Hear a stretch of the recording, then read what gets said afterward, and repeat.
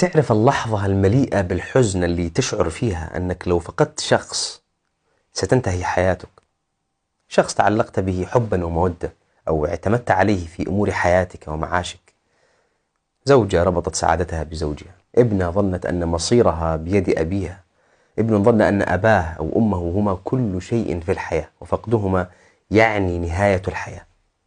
ربط المصير والسعادة والإنجاز والانطلاق في هذه الحياة والخروج من الأزمات بشخص أو جماعة أو دولة أو أرض أو حتى مهنة، كل ذلك من منغصات الحياة، بل أحيانا قد تكون سببا لدمار جماعة أو مجتمع بأكمله أو انهيار أمة وسقوط دول.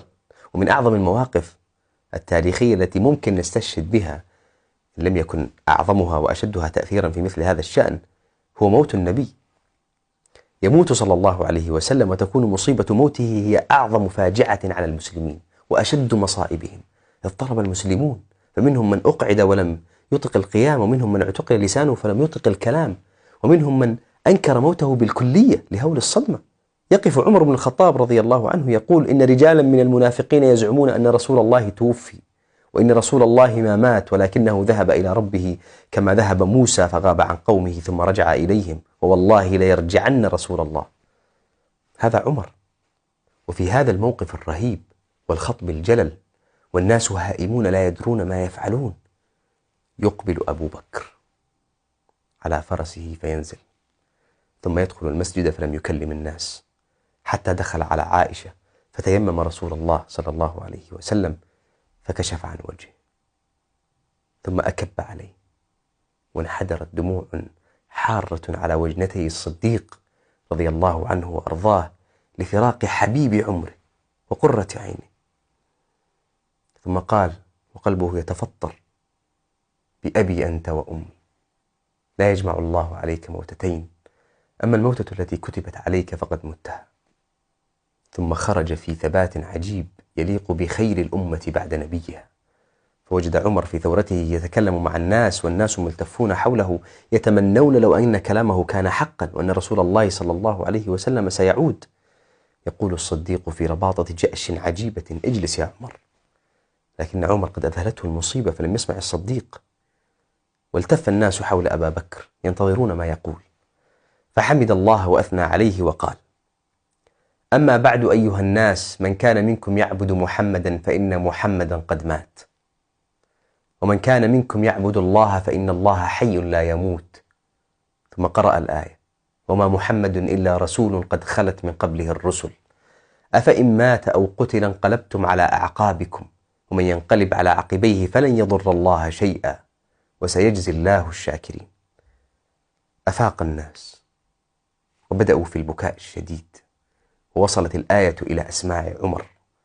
يقول عمر: والله ما هو إلا أن سمعت أبا بكر تلاها فعرفت أنه الحق فعقرت حتى ما تقلني رجلاي وحتى أهويت إلى الأرض، علمت أن النبي صلى الله عليه وسلم قد مات.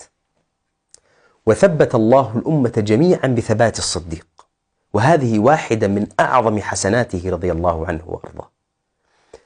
فقد النبي بالنسبة للصحابة شيء مهول عظيم، عاش معهم واعتادوا على وجوده، يرونه في كل صلاة وفي كل جمع، يشهد الجنازة ويعود المرضى ويدعو لهم ويزورهم في بيوتهم.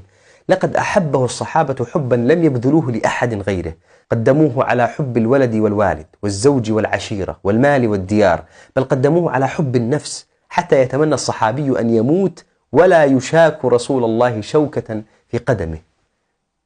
عاش الصحابة في هذه السعادة التي لم تعرف ولن تعرف في التاريخ، ثم فجأة يأتيهم نبأ وفاته، تقطعت قلوبهم لمماته وذهبت عقول الأشداء منهم. ولكن السؤال الكبير هنا: من أشد الناس حبا للنبي صلى الله عليه وسلم؟ أليس أبا بكر؟ في نظر كثير منا من أحق بالبكاء والحزن والذهول والنواح عليه صلى الله عليه وسلم؟ أليس أبا بكر؟ لماذا لم يكن هذا الشأن من الصديق؟ لماذا كل هذا الثبات؟ الإجابة باختصار هي أنه لم يربط مصيره ومصير هذا الدين بمصير محمد صلى الله عليه وسلم، فإن مات أو قتل أو غاب انتهى هذا الدين وطويت صحيفته وانتهى المسلمون، بل ربط مصيره برب هذا الدين الباقي الذي لا يزول والحي الذي لا يموت، الذي قضى وحكم بأن يبقى هذا الدين ويكون له العلو والظهور والخلود إلى يوم القيامة. ثبات الصديق وفهمه لمراد الله في هذا الكون كان إنقاذا للأمة كلها وبقاء للدين، بل وتحررا للفكر والعقل والروح، وكان درسا بليغا تعلم منه الصحابة، وانطلقوا بعد ذلك يفتحون الأرض ويحررون البلدان والعقول. فما هو إلا ربع قرن من الزمان حتى وطئت سنابك خيل المسلمين ملك كسرى وقيصر، وكلما مات فيهم سيد قام سيد، لم يربطوا مصيرهم بمصير أحد ولا دعوتهم بموته أو حياته. وكل انكسار للأمة بعد ذلك إلى زمننا هذا كان من أهم أسبابه غياب هذا الفهم، وربط الناس مصيرهم ومصير هذا الدين بقائد أو منقذ أو مخلص، فكان الضعف وكان الهوان وكانت الذلة. ربط المصير لا يختص برمز من البشر فقط، بل ينسحب على أمور كثيرة في حياتنا، فقد يربط البعض مصيرهم ببلد أو جهة أو جماعة أو فرد، فيتكون لديهم الإدراك بأن مصيرهم مرتبط بوجودهم وسعادتهم مرتبطة برضاهم، ولذلك تحصل الصدمة والانهيار عند فقدهم أو سخطهم.